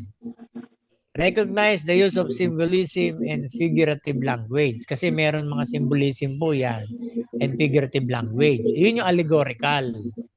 Binibigyan lahat ng simbolo yung bawat na nababasa nila sa Biblia. Kaya medyo delikado po ang allegorism. Kasi hindi naman dapat lahat bigyan natin ng symbol. Kung ano lang yung binigyang emphasis ni Jesus, kung ano lang itinuro niya, yun lang tayo magdidepende. Pero iba kasi, part yan ng tinatawag ng figure of speech o yung tinatawag na grammar. Okay, para yung presentation ay maayos, hindi barok. Pero hindi lahat ay merong tinatawag na ibig sabihin kung ano lang yung binigay ni Jesus. Okay? So, identify whether the prophecy has been fulfilled. Isaiah 53, fulfilled na siya. Kasi yung Christ suffering yon. Pero meron pang hindi na fulfill. Ano yon? Yung second coming. Si Isaiah ang tinuturing na messianic prophet. Siya kasi ang nag-prophesy patungkol sa pagdating ng Mesias at sa paghihirap ng Mesias. So, meron pong hindi na fulfilled. Ano yon? Yung second coming of Christ.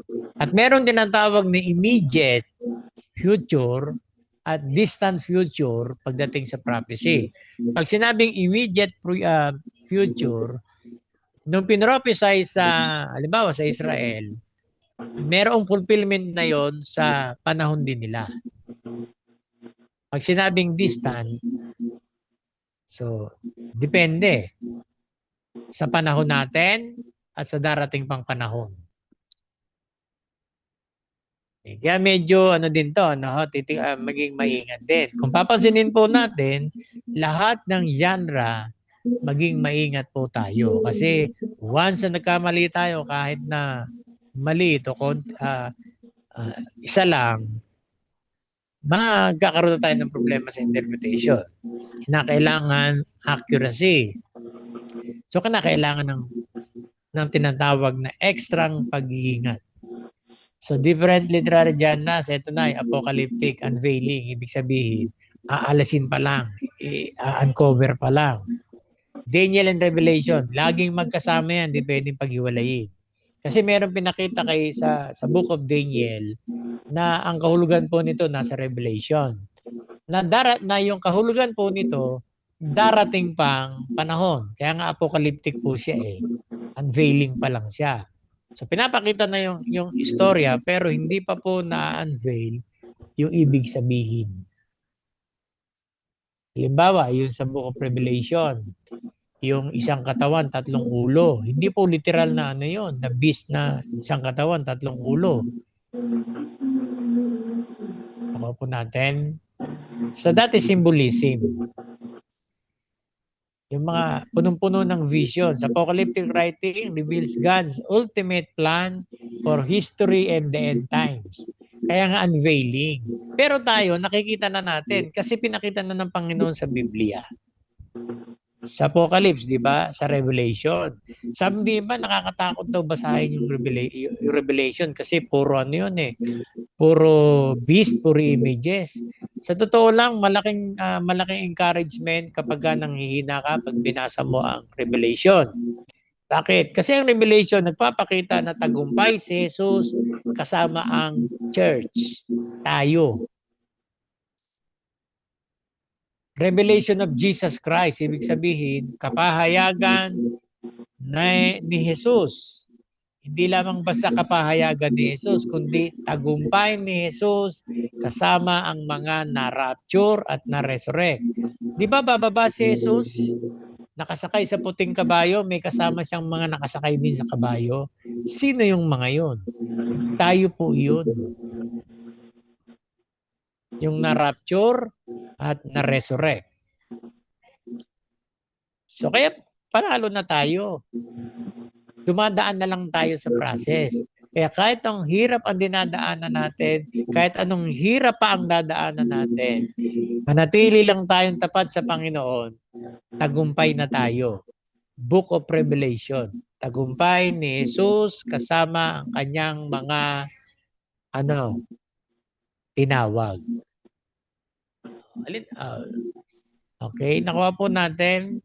So, mahirap nga lang intindihin talaga kasi maraming mga symbols, maraming mga figures. Halimbawa, yung mangkok, yung binuhos, di ba? Huwag niyo pong ibig sabihin literal na mangkok to. Nakuha po natin. Tsaka yung mga yung 7 ulo, isang katawan, something like that. Maraming images na pinakita rin sa Daniel. So that is world power. Hindi po literal na beast yan. World power. Merong isang maliit na bansa na biglang tatayo, bigla siyang lalakas, pangungunahan niya ang lahat ng bansa. That is the Roman Empire. Ang pinakamahigpit na kaaway ng bansang Israel. Ang Roman Empire. Pasinin po ninyo, di ba? Ang Vatican, sakop siya ng Italy. Pero alam po ba ninyo na sovereign ang Vatican sa Italy? At alam po ba ninyo na sa gawin ng Europe magsisimula ang tinatawag na mga halimbawa, yung one monetary system. Marami na pong bansa na isang monetary system nang ginagamit nila.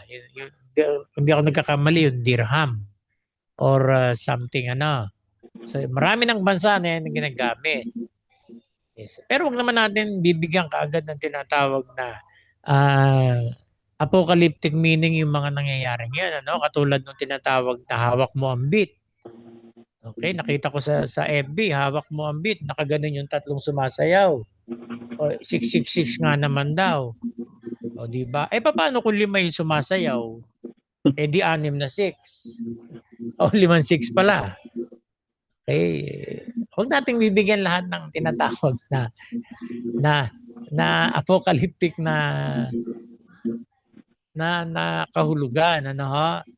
Okay, kasi hindi nga natin alam kung literal nga bang tatak yung 666 ano o symbolism lang siya.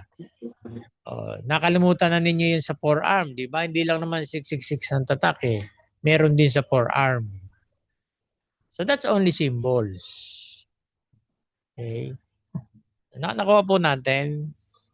Kaya huwag natin bibigyan lahat ng definite na interpretation o meaning yung mga symbol na nakikita natin. That is symbolic visions about the future. So yung mga may sungay-sungay na yan, 3 ulo, 7, whatever, yung 10 toes, that is the world power somewhere in Europe. Okay? Di ba meron ng cashless? Sabi nila yan na yung patikim ng 666, yung tata. Ay di wag na tayo palang mag-ATM kung ano ng 666 yan. Nakuha po ninyo? Okay. So, yan po nagiging problema kapag hindi ginagamitan ng exegesis. Nagbibigay ng sariling kahulugan. So, alam po ninyo kapag nagkamali tayo ng tinatawag na interpretation ng Biblia, it will turn into a judgment sa atin. Tayo po yung magsasuffer doon. Kasi mali interpretation natin, mali ang ating application. So mali ang balik nito sa atin, negative. So interpretative approach, understand the historical and cultural context. Halimbawa, persecution under Rome. Ano ang sitwasyon ni Apostol Juan nang pinasulat sa kanya ang Book of Revelation? Siya po ay nasa island of Patmos. Doon siya pinatapon dahil sa pangangaral ng salita ng Diyos. So doon sa sitwasyon na yon, okay, hindi lamang pinasulat sa kanya ng Panginoon yung tinatawag na mangyayari sa darating na panahon, kundi a great encouragement sa kanya. Bakit? Kasi sa kabila ng kanyang exile sa island of Patmos, nandoon nangusap sa kanya ang Panginoon, pinakita sa kanya yung tagumpay ng lahat ng mga mananatili at tapat kay Jesus sa darating na panahon. Nasaan siya? Nasa exile, di ba? Persecuted siya. So it is a great consolation sa kanya dahil kasi siya ay nandoon doon dahil sa pangangaral ng salita ng Diyos. So avoid literal interpretation of symbolic visions. Huwag nating ililiteral. Okay, anyway, kanina po pinapaliwanag, di po ba yung symbolism? Binigay ko na nga po sa inyo eh. Kaya ano man na makikita nyo figures po doon, yung mga beast, yung mga world power po yon. Hindi kasama ang Amerika at Russia doon. Okay, hindi sila kasama doon. Even ang China hindi kasama doon. Pero part sila ng mga history bago pumunta o dumating sa lugar na iyon. So nakuha po natin. Okay. So ang bida sa kasaysayan ng Revelation maliban sa Panginoong Hesus, tayo. Kasi tayong kasama ng Panginoon na bababa na maghahari ng 1,000 taon. Na puro kapayapaan. Bakit? Kasi si Satanas nakakulong. 1,000 years. Kaya 1,000 years na magiging payapa ang mundo. Mabubuhay tayo kasama ng Panginoon. Okay? At ang sitwasyon noon, yung mga bata, pwede nilang laruin yung cobra, yung tigre, yung leon. Bakit? Kasi kapayapaan at kaamuan ang mangyayari sa panahon na yon. Kasama tayo doon. Bago dumating ang tribulation, aalis na ulit tayo. Bapanik na tayo doon sa taas. Kaya yung mga maiiwan, sila ang dadanas ng 7 years na tribulation. So bakit ka Bakit ka matatakot sa Book of Revelation? Dapat maging maingat lang. Huwag matatakot. Maingat lang sa pag-interpret. Not always literal. Requires careful and cautious interpretation. Iba kasi ang ibig sabihin ng cautious sa careful. Ako po niya, sa cautious kasi talagang fully yung isip mo. Aandoon ka, nag-iingat ka. Diba? Okay. Epistles, occasional letters, 21 books. From Romans to Jude. Okay? So pag sinabing occasional letter, ito po ay tungkol lamang sa pangailangan ng sinulatan ni Pablo. Si Pablo sumulat sa Korinto dahil kasi may nagsumbong sa kanya na mayroong kaguluhan sa Korinto.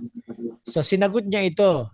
Kaya mayroong 1 Corinthians, 2 Corinthians na naglalaman ng address doon sa problema sa Korinto. Kaya sulat niya kay yung sinabing manahimik ang mga babae, and then kay Timothy na hindi niya pinahintulutan ang mga babae na magturo. Okay? So, meron niyang tinatawag na context. Kasi nga, occasional letter ito. Tumutugon ito ayon sa pangangailangan ng kanyang mga sinulatan. Ay hindi natin basta-basta i-apply. Tama po ba? Kaya iba, hindi nila hinahayaan ng mga babae nagtuturo. Kasi ganun nilang inintindi at tinanggap yung sinabi ni Pablo. Yung sinabi ni Pablo sa 1 Corinthians 12, sa worship yun, panahon ng pananambahan. Ang konteksto nung tinatawag na nung sinabi niyang manahimik ang mga babae sa loob ng iglesia, spiritual gifts po yung problema doon. Okay? O, sige. Saka ko na i-expound dyan ang gusto. Kasi tayo po ay nag-overtime na, no? Okay. So, epistles are letters written to churches or individuals to teach doctrines. Yung pedagogical, ibig sabihin yan, relating to teachings. Kaya doctrines, teach doctrines, di ba? Pag nabasa niyo yung pedagogical, ibig sabihin, yan ay related to relating to teachings and give practical instructions. Kaya yung sinabi ni Pablo sa taga-Korinto, para sa taga-Korinto yun kasi yun yung sagot sa kanilang problema. Okay? So nagkakagulo ang kanilang worship service. Kaya sinabi ni Pablo, ang Diyos natin ay Diyos ng kaisan. So ano yung a-apply natin doon? Na dapat maayos yung ating pananambahan. Dapat maayos ang paggamit natin ng spiritual gifts. Hindi, yun ay descriptive, hindi prescriptive. So the principle applies kung halimbawa nagkakagulo tayo sa ating church. So yun na nga yung sinabi ni Pablo ang Diyos natin, Diyos ng kaayusan, hindi Diyos ng kaguluhan. So kaya tayo, hindi na natin magiging problema yon. Bakit? Kasi nakita na natin sa aklat po ng unang Korinto kung paano ang maayos na pananambahan at bakit kinakailangang maayos. Always consider author, audience, and situation. Okay? Importante po yan. Yung mga general personal epistle naman, yun yung 2 Timothy, 1 Timothy, Titus, and then yung general epistle, yung 1 Peter, kasi sulat ni Pedro yan sa mga Hudyong mananampalataya na nagkalat dahil sa persecution. So kaya importante po yung author at yung audience. At ano ba ang sitwasyon ng sinulatan ito nung kahit sino mang author na ito? Halimbawa, si Pedro, sinabi ko na po sa inyo, di ba? Under persecution ang mga Hudyo na mananampalataya. Kaya sinulatan niya. Inalalakas niya. Understand the historical context na naman ng letter at ng audience. So nung sinulat ni Pablo ang Philippians, nakakulong si Pablo. So that is the part ng author. Ay yung sinulatan niya anong sitwasyon. So ang pinakamatahimik na church na na-establish sa pamamagitan ni Pablo ay ang Philippians. Okay? Nagkaroon lang ng konting tampuhan niya yung dalawang leader, pero hindi katulad ng Corinto. Saksakan ang dami ng problema. Okay? So nakuha po natin. Identify the main theological points and their practical applications. Read between the lines. Ibig sabihin, basahin mo ng ilang ulit, doon makikita mo yung tinatawag na ibig sabihin nito. Kaya reading between the lines.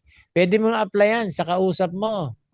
Basahin mo yung linya ng kanyang sinasabi. Malalaman mo kung nagsasabi siya ng totoo o kung nagsasabi siya ng kasinungalingan. So learn to read between the lines and context. Kaya basta pag narinig natin, ano ba ang context? Wag agad tayo nagre-react.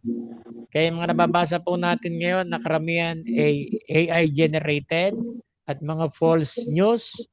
No, kagad ang daming naniniwala, di ba? So hindi tayo dapat mabibiktima nito. Unang-una tayo mga mananampalataya and we have the knowledge about hermeneutics. Reading between the line.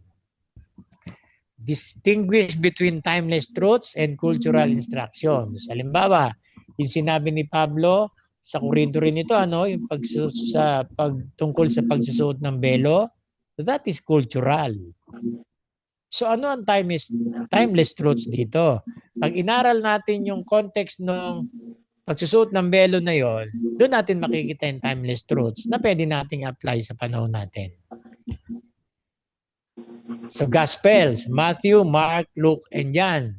Ito ay istorya ni Jesus, ng kanyang buhay, ng kanyang pagtuturo, kanyang ministeryo, kanyang pagkamatay, kanyang pagkabuhay na maguli, pero hindi siya ang sumulat nito. Meron pong mga sumulat po nito at iba-iba po ang tinatawag na presentation. Iba ang presentation ni Mark, ni Matthew, ni Luke, at ni John. Si Lucas, ang pinakita niya, nung si Jesus nagkatawan tao. Son of Man. Kaya ito yung laging kinukot ng mga iglesia ni Cristo. Bakit? Kasi ito yung nagpapakita ng si Jesus ay nagkatawan tao. Pero hindi tao lang. Nagkatawang tao. Hindi tao lang. So, paano natin yan i-interpret o i-approach? Theological. Focus on divine message and spiritual truths doon sa nangyayari. Pag sinabing synoptic common view, yung tatlo lamang po yan. Si Matthew, si Mark, and si Luke. Bakit wala si John? Si John kasi universal ang approach niya kasi Son of God. So yung itong tatlong to, naghiraman sila ng kopya ng account. At traditionally, ang unang-unang gospel, hindi po si Matthew. Sa Bible na hawak natin, una ang Matthew. Pero traditionally, ang Book of Mark ang unang-unang gospel. Kaya si Matthew at si Lucas nanghiram lamang ng ilan kay Mark at naghiraman silang tatlo. Kaya po synoptic, ibig sabihin common view. Isa lang ang tinitignan nila pero iba ang paraan ng kanilang pagtingin. Parang psychology saka ang theology pagdating sa pastoral counseling. There are different way of seeing things pero isa lang ang kanilang common purpose, makatulong. So the same thing ang synoptic. Isa lang ang kanilang tinitignan, yung istorya ni Jesus. Kaya lamang iba-iba ang kanilang binigyan ng pansin. Iba ang binigyan pansin ni Matthew, iba ang binigyan pansin ni Mark, at iba ang binigyan pansin ni Luke. Siyempre, pagka gospel, Christocentric yan. Si Jesus ang focus niya, ang sentro. Christ-centered. Pag sinabing contextual, application. Nakapokus yan sa applying the gospel's message to today's context. So, hindi natin hindi mawawala ang context sa lahat ng pag-aaral natin, sa lahat ng genre. So ang gospel ay meron pong talinhaga na nasa 4 gospels. Kaya lamang kay John, it is more on allegory, not a full parable. Okay? Nevertheless, it is count as parable. So, a short story with spiritual lessons or spiritual meanings. So, Jesus often used parables to illustrate kingdom truths. Kaya the parable of the kingdoms ang tawag doon. Okay, paano natin i-approach yan? Identify the central theme of the parable. Pag nakita niyo yung central theme, hindi na kayo maliligaw. Pero wag niyong basta-basta bibigyan ng detalye yung lahat ng nakapaloob sa talinhaga unless pinaliwanag ni Jesus. Kung hindi pinaliwanag ni Jesus, nandoon lang yun. Kaya nga pag nakita mo na yung central theme, hindi mo na masyadong papansinin yung ibang mga detalyeng nakapaligid dito. Unless, yun ay pinaliwanag ni Jesus. Understand the cultural background for richer insights. Diba? Anong sabi ni Jesus? I am the good shepherd. So that is not literal. Bakit? Karpintero si Jesus. Nakuha po natin, karpintero po siya, hindi po siya shepherd. So merong spiritual essence po yung tinatawag na he is the good shepherd. And at the same time, kaya sabi ni Haring David, di ba, the Lord is my shepherd. Bago sinabi ni Jesus na siya ang good shepherd. So nakaupo ninyo. Kaya nga ang galing ni Jesus magturo ng tinatawag na, hindi nyo napapansin, ang galing niyang magturo nung pagdating sa talinaga ng maghahasik. Samantalang karpintero po siya, di ba?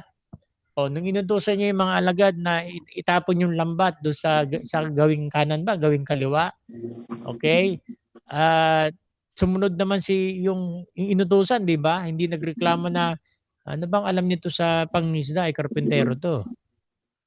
So nakaupo natin. Kaya tingnan natin yung cultural background. Hindi ko makarpintero si Jesus, hindi na niya alam kung pagdating sa tinatawag na pagtatanim. Kasi yun ang kabuhayan po sa Israel. Agriculture at yung tinatawag na nag-aalaga din sila ng mga hayop. So si Jesus ay isang Israelitas. Lumaki siya sa kultura ng Israel. Kaya alam niya ang lahat ng kultura. O kaya ganun kahalaga kung ba kailangan natin ng cultural background. Okay, so ang final thoughts natin, ano ha? The Bible is a collection of diverse literature. Ibig sabihin, iba't ibang klase ng literary styles na nagpapakita ng unique aspect ng God's nature at ng plano niya para sa humanity. Para interpret nating maayos o tama ang scripture, identify the genre. Prophecy ba yan? Gospel ba yan? Parable ba yan? Poem ba yan? Okay? Pagka nagkamali, wag natin masyadong ililiteral ang poem. Ano? Pag nagkamali tayo ng interpretation dyan, at ng classification, mali na rin yung interpretation natin at mahirap tayong mag-interpret. So understand the context and apply the right approach. Hindi nyo pwedeng gamitin na isang approach lang. Iba't ibang approach po yan. So ang golden rule, read the Bible according to its literary form. Kung prophecy yan, read it as a prophecy. Okay? Think of it yung future event, yung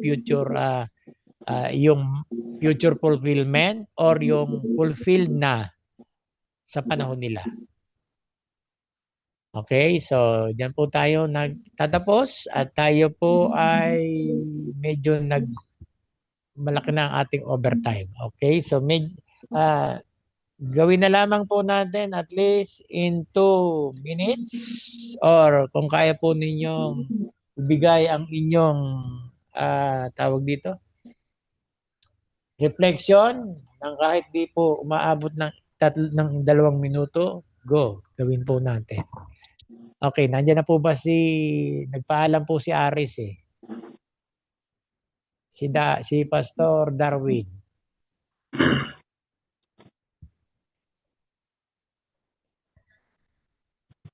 Pastor Darwin, ang iyong reflection. Wait lang, wala yung aking ballpen.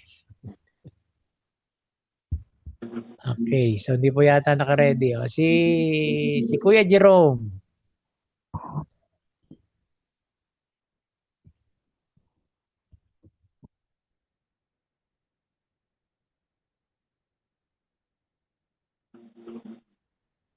Yun. Wait lang po hinahanap yung aking ballpen. Tapos na nga lang.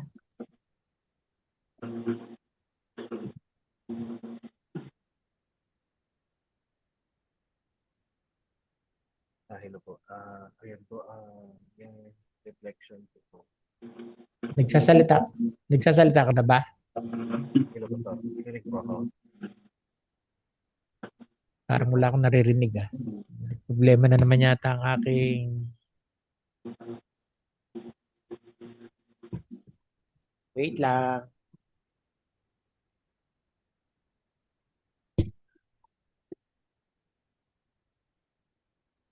Hello po, Pastor. Kinig po ako. Okay, sige. Hello po. Rinig po ako, Pastor. Good evening po. Ayan po, pinag-aralan po natin yung literature na yung kinds of literature na matatagpuan sa Bible na meron palang 8 po yung na-discuss po natin. Yung narrative, poetry, and wisdom literature, law, prophecy, epistles, gospel, apocalyptic,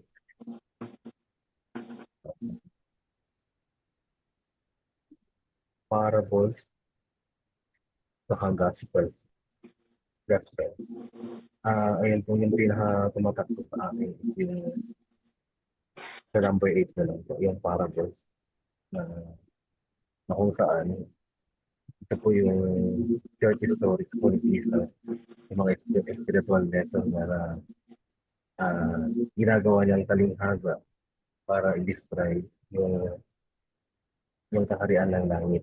Kasi mas naiintindihan po ng mga nakikinig kasi ina-apply po nila sa panahon po nila katulad po ng pagkakalim yung culture po nila. Ayun po, yung approach po pala nun ay dapat nakasentral sa theme ng parable. Dapat po avoid forcing meaning into every details unless Jesus can spread. So, sa parables po kasi, yung meaning po niya ay sinasabi din po ni Jesus, yung totoong meaning ng parables na sinabi niya. Kaya, wag po natin bibigyan ng ibang kapulutan. Lumalistik po tayo doon sa totoong meaning, kung ano yung sinabi ni Jesus na meaning po ng mga parables na sinabi niya. Kailangan po natin sa intindihan o yung cultural background. Okay. Insights po. Ayun po. Salamat po. Okay, salamat din. Sister Joanne. Si Ate Joanne. Good evening po, Pastor. Good evening din po. Ngayong gabi po ay tinalakay natin ang patungkol sa literature at iba't ibang genre po. Iba't ibang genre ng literature. And then, napag-aralan natin ang mga halimbawa nito ay ang ibig sabihin ng pinakasimpleng ibig sabihin ng literature is ano ang sinasabi. Yung genre naman is paano sinasabi yung estilo kung paano ito sinasabi. Okay, iba't ibang literary genre, narrative, ito yung patungkol sa history. So, ang narrative po is mainam po siyang gamitin para sa teaching kaysa preaching po. And then, sa pangalawa po itong law. So, sa panahon po ng mga Israelites, yung halimbawa na lang yung 10 Commandments, pwede po itong ma-apply sa panahon natin ngayon. Para po sa ating lahat, pero yung iba, yung mga itong mga ano po, itong commandments para po sa atin ngayon. And then, may dalawang classification ng law, itong moral laws, universal ethics, gaya ng huwag kang pumatay, so ma-apply sa panahon natin ngayon, yung civil law. Yung civil law ay para lang po sa mga Israelites po. And then pangatlo is poetry and wisdom, kagaya ng Book of Job, Proverbs, Ecclesiastes, and Song of Solomon. So mga practical guidance for living a godly life po. And then Proverbs, ito ay hindi lamang promises kundi general truths. And then number 4, prophecy. Ang prophecy po ay ginagamit para mag-deliver ng message ni Lord sa unang panahon. Gaya ng babala, judgment, and restoration, foretelling of the future events din po yung prophecy. May mga major and then may minor prophets. Number 5 po is apocalyptic literature. Kagaya ng Revelation at Daniel, hindi sila pwedeng mahiwalay kasi ano talaga related sila. And then, ito pong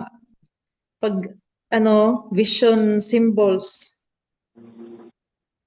hindi po dapat natin i-interpret literally po kasi itong mga symbolic visions po about sa future, sa mga pangyayari na sa end times. And then, so number 6, epistles, mga sulat halimbawa, sulat ni Paul sa mga iba't ibang churches. Ito ay tugon sa mga like mga inquiries po na sinagot ni Paul kaya siya sumulat. And then may 21 books. Number 7, gospel, like Matthew, Mark,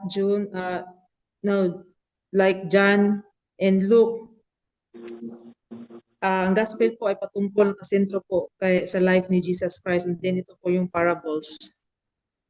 Number 8 po yung parables po. So, yun lang po, Pastor. Maraming salamat po. Salamat din po si Arlan, si Kuya Arlan. And magandang gabi po sa bawat isa. Magandang gabi din po, Pastor. So, Gabi din naman. sa akin po, para po akong naging college ulit. Kasi lahat po nung pinag-aaral pera lang po sa laws. Ayan, sa laws, sa mga apocalyptic text po ng Daniel tsaka Revelation na gospel. Yun at yun lang din po ang pinag-aaralan po namin nung college. Ang Pala, kahibahan teacher nga ka lang nga po, pala, no? opo, ang kaibahan lang po talaga ay nakafocus po tayo sa Bible. So, ayun. So bilang nga din po na isang teacher ng language, mas kailangan po talaga natin pag-aralan yung genre nga po kasi meron pong purpose yung writer para po yung purpose ng writer para ibigay na message sa atin kasi ang writing po ay communication din po 'yan. So hindi po lang one way na sinabi. Kailangan din po natin maunawaan at magkaroon din po tayo ng reaksyon. So ayun, napaka-refreshing po na na-realize ko din po na kung bakit din po siguro ako naging English teacher kahit ayaw ko. Ayun. So, para pong naging revealing po sa akin yung gabing 'to. So, yun lang po at maraming salamat. Okay, so next, si Marian. Kamusta na si Dingdong? Good evening po, Pastor. So, sa akin po yung reflection ko po is, yun nga po, parang nag-go back po ako nung nagsisimula pa lang akong magbasa ng Bible, no? Dati parang binabasa mo lang siya just at it is na text, ganun po. So, yun nga po, I realized that the Bible is not uniform book, but it is diverse, no? Meron po siyang iba't ibang genres na isa po sa pinaka-importanteng maintindihan natin for us to be enlightened in the Word of God. So, yun nga po, si Lord, nagko-communicate siya in different forms, no? Yung Bible is a collection of writings, historical, narratives, poetries. Tapos yung isa po sa pinakanatandaan ko is yung sa there are phrase or passage in the Bible which meant to be prescriptive or it is a command for you to apply it, pero meron din pong mga descriptive na meant for it to be an example. So ayun po, sa ano din po kasi being a teacher of kids, importante po na malaman din namin yung genres while doing the lesson plan po. So we are able to know po kung paano yung magiging deliverance po namin sa mga bata. Yun po. Okay. So, si Kuya Neil Henricks. Good evening po, Pastor. Good evening. Natutunan ko po, Pastor, ngayon, iksiyang ko na lang, yung about sa literature nga, na nakakatulong po talaga siya, especially kapag nagdadissect ng word. And dami ko pong natutunan. Dami po talagang na bagong perspective, lalo na sa pag-i-interpret ng word. Lalo na sa mga sa reflection. And maganda po yung discussion kanina na about sa literature. And parang po na patuloy pong nadadagdagan yung knowledge when it comes to interpreting the word. Tsaka dami rin pong mga verses na ganun pala yun. Parang ganun. So yun po, Pastor. Good evening po. Okay, good evening din. Thank you. Si Pastor, wala po si si Sir Ruel, si Pastor Sandy. Good evening po, Pastor. Good evening. Yung reflection ko po, naunawaan ko na Bible ay isang literature na binubuo ng mga genre. Kaya dito ko po rin na makita na dapat maging parang prudent ka sa pagta-translate, pag-interpret, applying hermeneutics.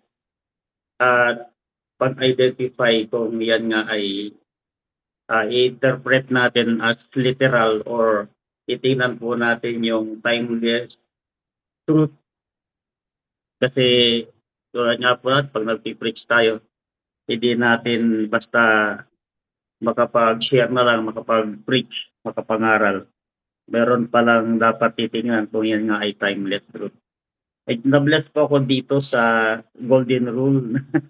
Read the Bible according to its literary form. At saka yung tips nga po na kinakailangan i-identify talaga pag nababasa ng Bible, hindi lang siya talata, kundi talagang basa talaga ay identify yung genre kanina, tapos intindihin yung context at yung tamang application ng approach kung paano siya ihayag, ay i-share yung approach. Iyon po, Pastor. Marami po tayong Okay, natutunan. salamat po. Sige po, balik na po natin sa atin pong host. Pastor Hope. Sige po. Nihiling ko kay Sir Marian to close us in the word of prayer. Amen. So let's close po our session with prayer po, no? Let's feel the presence of our Lord. Our Heavenly Father, we praise you, O God, for tonight, Panginoon. Thank you, Lord, for everything what you've done, Panginoon, for your revelation, O God.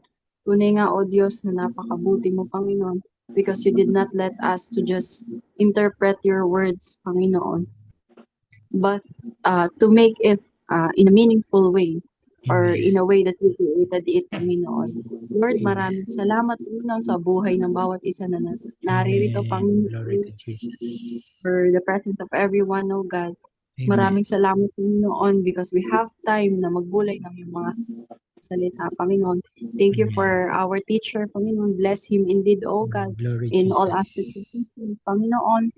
Give him more knowledge, wisdom, Panginoon, for him to teach us, oh God, in a rightful interpretation of yours, Panginoon. Maraming salamat, dakilang Diyos, because of you, oh God. We are here, oh Lord. Thank you, Lord, for the opportunities, oh God, that we have, Panginoon, Thank you for the institution, Panginoon, of this Bible school, Panginoon, that you established, Panginoon. Nourish us more, Panginoon, in our spirit, O God. Ikaw ang manguna sa buhay ng bawat isa sa amin, Panginoon. Tunay nga ang kabutihan mo, O Diyos, sa aming buhay, O God. And Lord, sa gabing ito, Panginoon, sa panandali ang paghiwa-hiwalay namin, O God, gabayan mo ang bawat isa. Give us a wonderful night, a blessed night to everyone, Panginoon. And Lord, idako mo kaming muli sa susunod na Tuesday, Panginoon, sa klaseng ito, Panginoon, nang matuto pa at mauhaw pa sa iyong mga salita, O God, at mas lumalim pa kami sa aming pananampalataya sa iyo, Panginoon. We thank you, Lord. We praise you. We give you all the adoration, praises, and honor. In the mighty name of Jesus, we pray. Amen and amen. Amen. Amen. Sige po, open cam na po tayo.